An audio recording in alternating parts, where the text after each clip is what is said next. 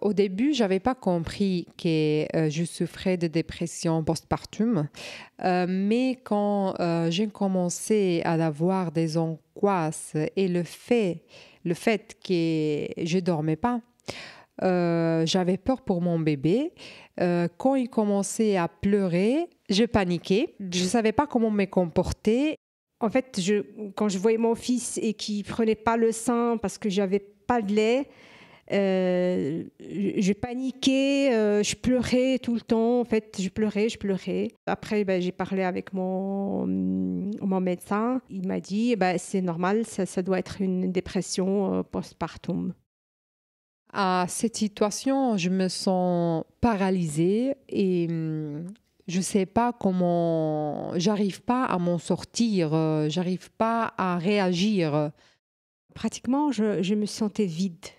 J'étais toujours déconcentrée. La concentration, c'était zéro. Je n'arrivais pas à donner ce qu'il faut donner à mon fils. Je le prenais dans mes bras et je tremblais, en fait, avec des angoisses, avec des peurs.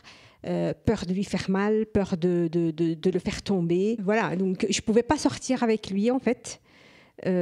Parce que j'avais peur, il faut toujours que quelqu'un soit avec moi, parce que j'avais vraiment peur de prendre mon fils dans la poussette et sortir avec lui, c'était impossible.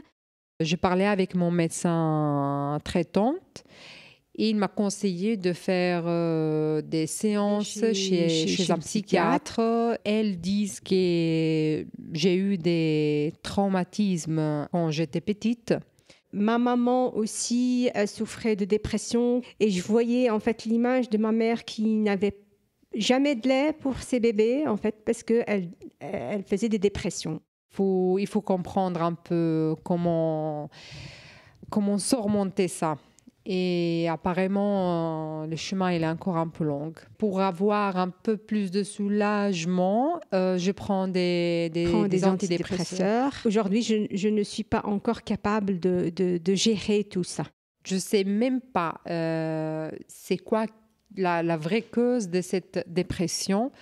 C'est le fait d'être toute seule ou c'est le fait de la peur d'avoir cette grande responsabilité. Qu'est-ce qui m'aide à continuer? Évidemment, c'est ma fille. L'amour que j'éprouve pour ma fille. Je voudrais bien m'en sortir pour lui donner ce qu'elle a besoin. Il y a ma mari aussi qui m'aide beaucoup. Donc, il me donne beaucoup d'amour, beaucoup d'affection. Et c'est ça ce qui m'encourage à continuer, à combattre contre cette dépression.